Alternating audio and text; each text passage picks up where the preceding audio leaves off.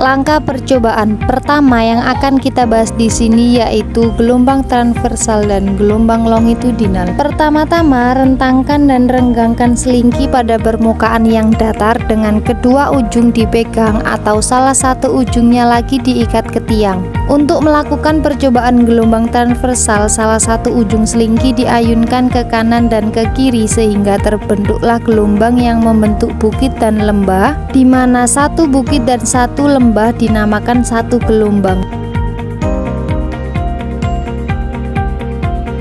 Selanjutnya, mengikatkan gelang karet di tengah selingki dan mengamati gelang karet tersebut.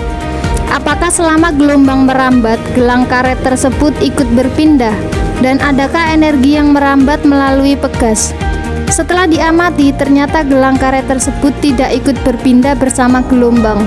Gelang karet hanya bergerak naik turun atau bolak-balik di tempatnya, sesuai arah getar saat gelombang melewatinya.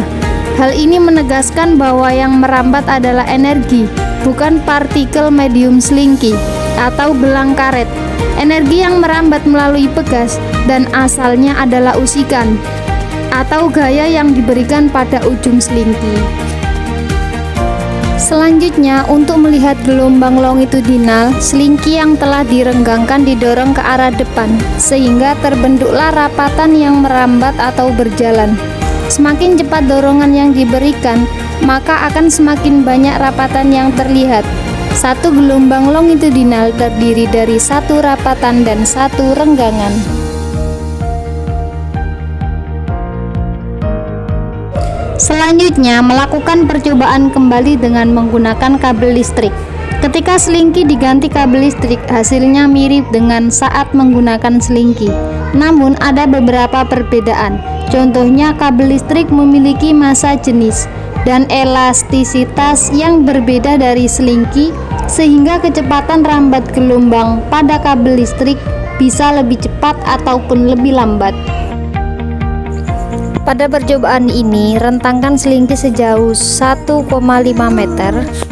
Kemudian, ikat salah satu ujungnya pada tiang yang kokoh atau dipegang dengan teman. Ujung yang satu ini harus tetap pada tempat yang tidak bergeser. Ujung selingki lainnya Anda pegang, getarkan satu kali sehingga membentuk setengah panjang gelombang. Amati perambatan setengah gelombang atau denyut sampai gelombang tersebut hilang. Cepatkan gelombang dipantulkan. Oke, coba lagi Pak. Balik nggak? Balik. Ya. Berarti bisa nggak dipantulkan? Bisa. Nah, bagaimana fase gelombang pantul dibandingkan dengan fase gelombang asalnya? Gimana? Lebih lemah. Oke. Ujung selingki yang terikat atau yang dipegang oleh teman Anda sekarang ikat dengan benang yang panjangnya kurang lebih 1,5 meter.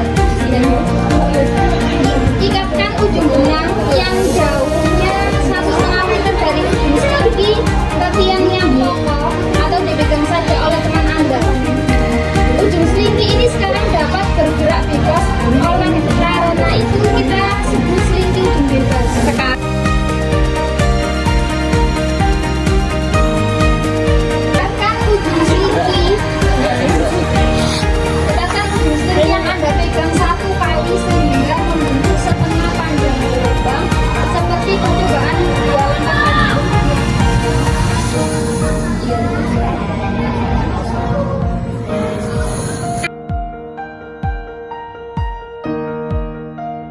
Balik nggak ke jenengan? Iya.